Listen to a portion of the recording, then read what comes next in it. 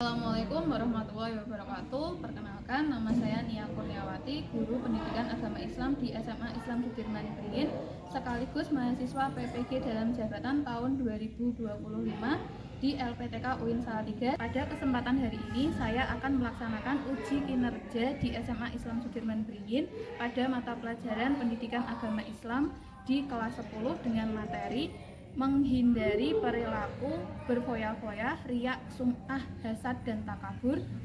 Assalamualaikum warahmatullahi wabarakatuh. Assalamualaikum warahmatullahi wabarakatuh. Waalaikumsalam warahmatullahi wabarakatuh. Oke, gimana kabarnya hari ini? Alhamdulillah. Sehat semua ya? Ya. Oke, sebelum mulai kegiatan hari ini, kita awali dengan membaca doa terlebih dahulu. Silakan ketua kelasnya untuk memimpin doa.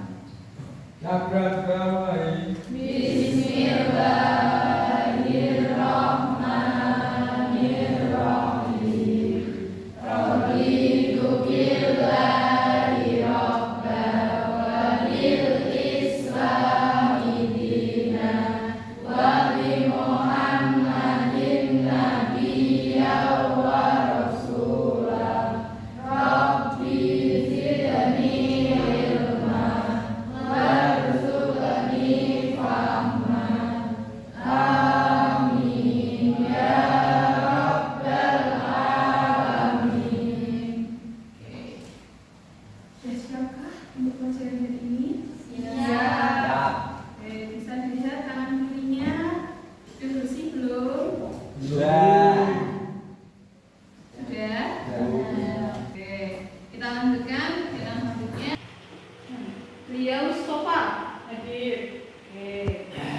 Muhammad Syaiful Akbar. Oke. Kemudian Devi. Oke.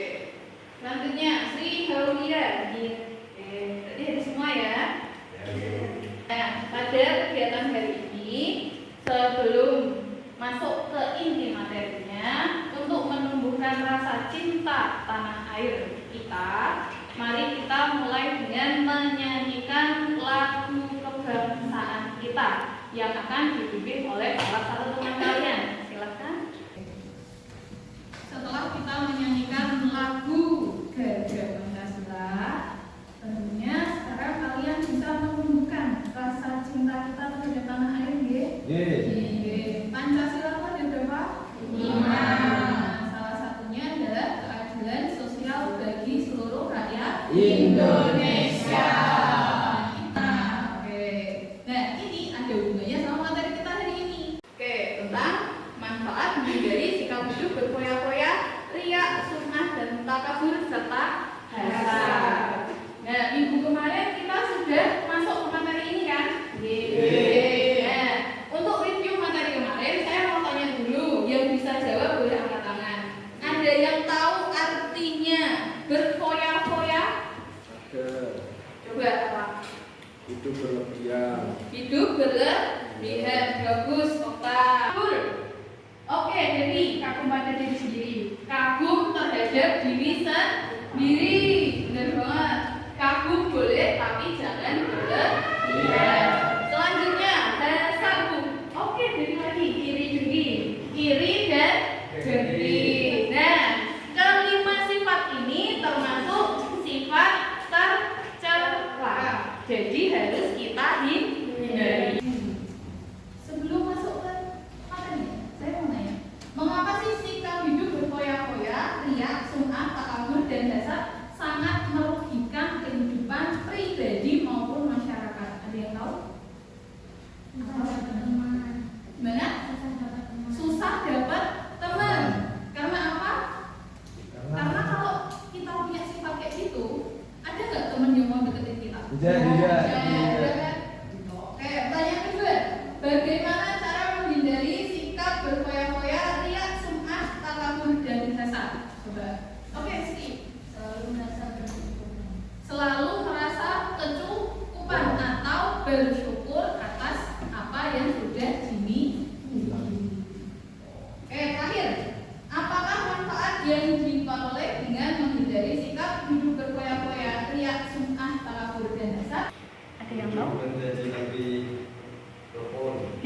menjadi lebih rukun di kehidupan masyarakat, lebih damai dan sejahtera, nggak akan timbul konflik gitu. Oke.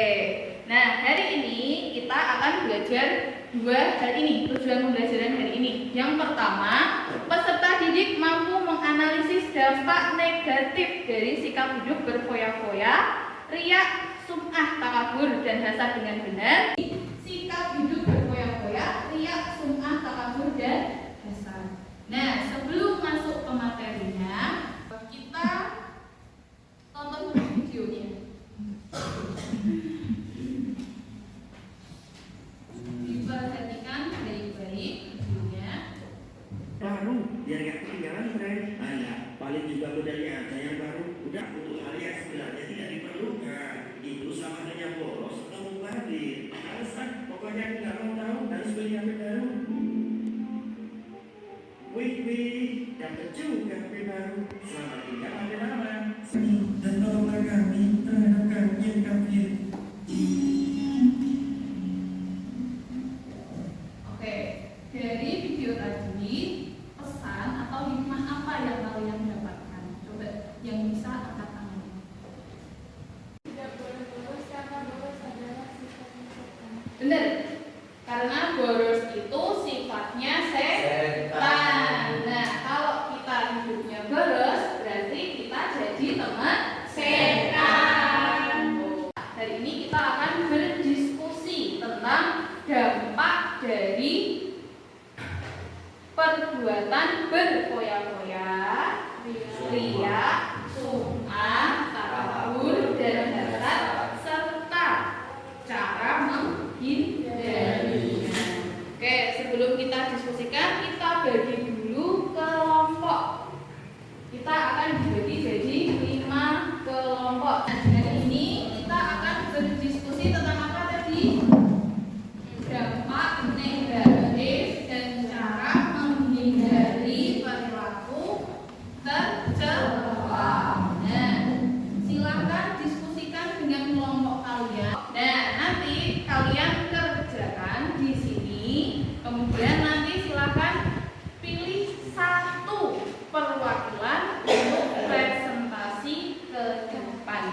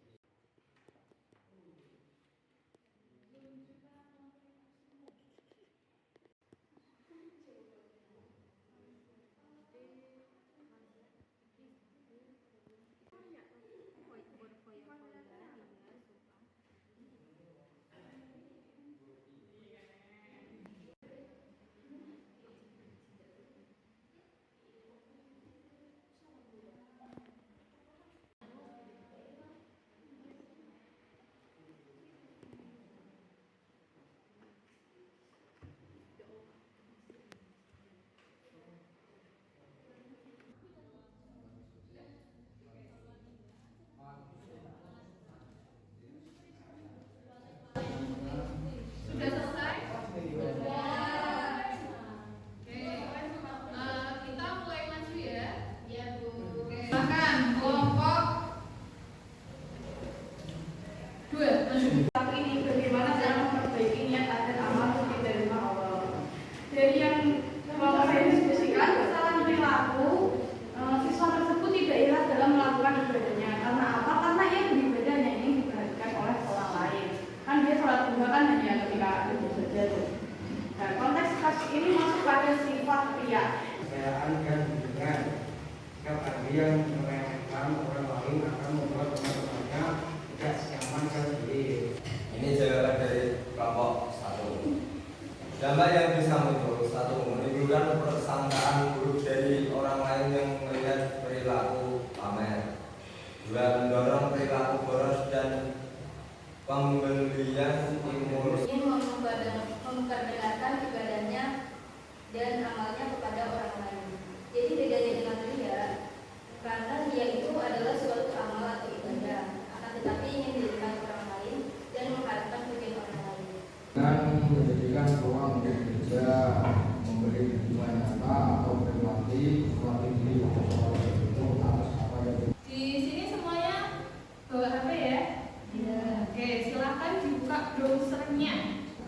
Oke, kalau sudah bisa diklik wayground.com seperti yang nampak itu, wayground.com saja.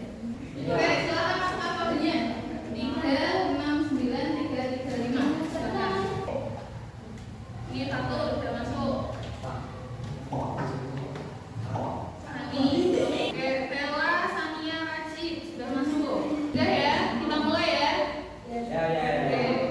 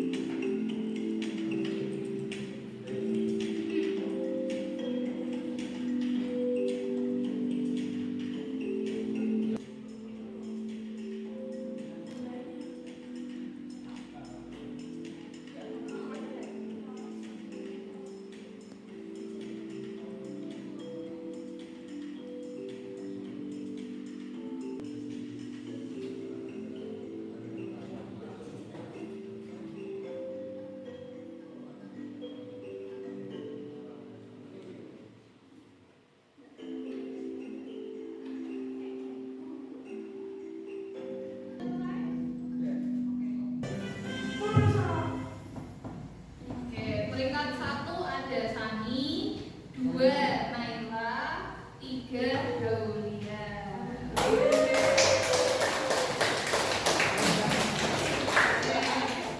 Tadi kita menggunakan aplikasi Wayground atau Quizzes dulu namanya. Oke, sebelum kita tutup kegiatan hari ini, saya mau minta 1 atau 2 anak untuk menyimpulkan tentang materi hari ini. Dampak negatifnya tadi sudah ya. Sekarang cara menghindari perilaku tercela. Ada yang tahu? Oke, silakan. Naik kelas. Bersikap, berpikir positif atas apa yang terjadi pada kita. Oke, bagus. Selanjutnya ada yang tahu? Oke, Siva.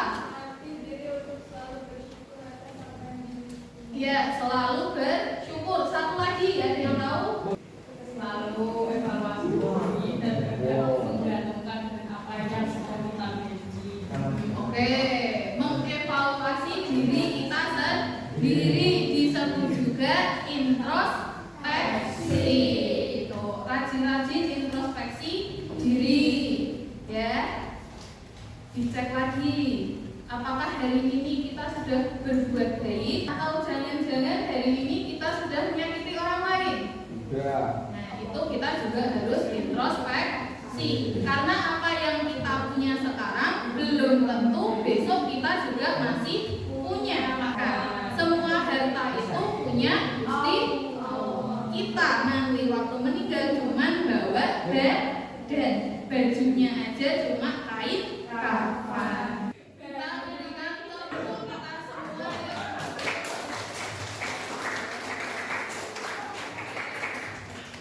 Besok kita udah masuk ke bab baru, yaitu tentang koperasi syariah, bank syariah, dan asuransi syariah. Nah, kenapa sih kita harus tahu tentang bank, asuransi, dan koperasi syariah? Ada yang tahu? Belum. Waktu kita nanti belajar tentang bank, asuransi, dan koperasi